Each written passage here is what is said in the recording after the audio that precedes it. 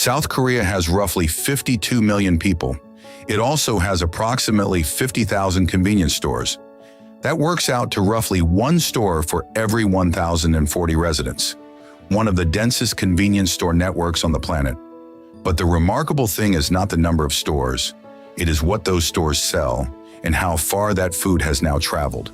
Korean convenience store staples, triangle kimbap, cup ramen, instant rice dishes, are now stocked on shelves in the United States, Japan, the United Kingdom, and Southeast Asia. How did a grab-and-go meal designed for a tired Seoul office worker become a global export with genuine cultural weight behind it? The scale of this industry is genuinely striking. According to the Korea Chain Store Association, South Korean convenience store chains recorded combined annual sales exceeding 30 trillion Korean won, roughly $22 billion as of recent reporting years. The top three chains, GS25, CU, and 7-Eleven Korea, collectively operate more than 45,000 locations nationwide. Ready-to-eat foods, including triangle kimbap and hot snacks, account for an estimated 30 to 40% of all in-store revenue, far outpacing the equivalent share at Western convenience chains. On the export side, the Korea Customs Service has reported that processed Korean food exports have grown substantially year on year, with instant noodles alone, led by Nongshim and Samyang, exceeding $800 million in annual export value by the early 2020s.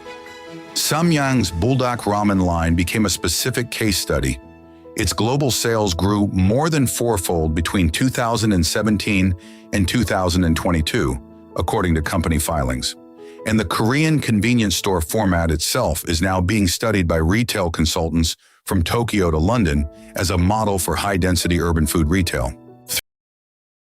Three forces came together to make this possible. The first was structural. South Korea industrialized rapidly, and by the 1980s and 90s, urban workers needed fast, affordable, high-quality food that fit into a compressed lunch break or a late-night commute. Convenience stores filled that gap with extraordinary precision, developing proprietary recipes and cold chain logistics that Western chains simply did not invest in at the same level. The second force was cultural insistence on taste.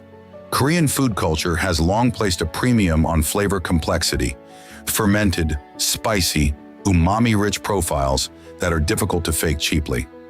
Store chains competed on food quality, not just price, which raised the baseline standard of what a convenience meal could be. The triangle kimbap is a good example. It requires precise rice seasoning, fresh fillings, and a packaging innovation.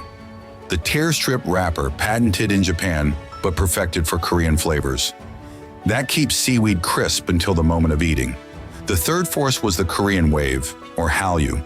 As Korean dramas and music spread globally through the 2010s, audiences became curious about the foods they saw characters eating on screen.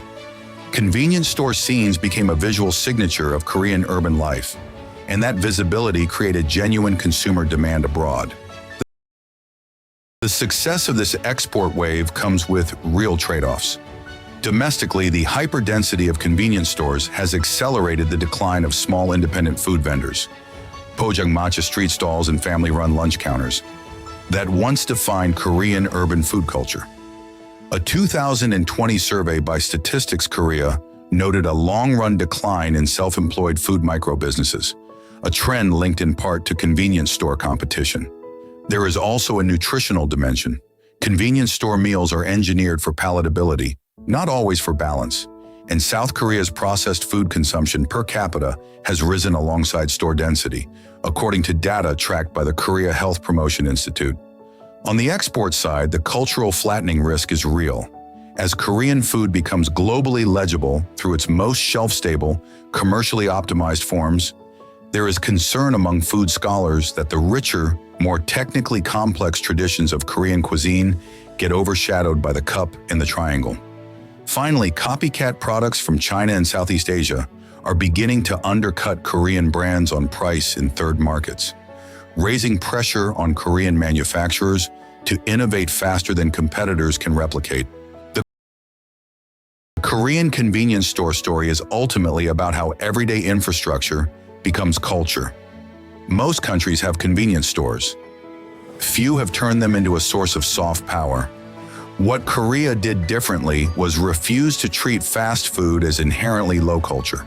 Investment in taste, in packaging engineering, and in cold chain logistics transformed a purely functional product into something people actively seek out and identify with.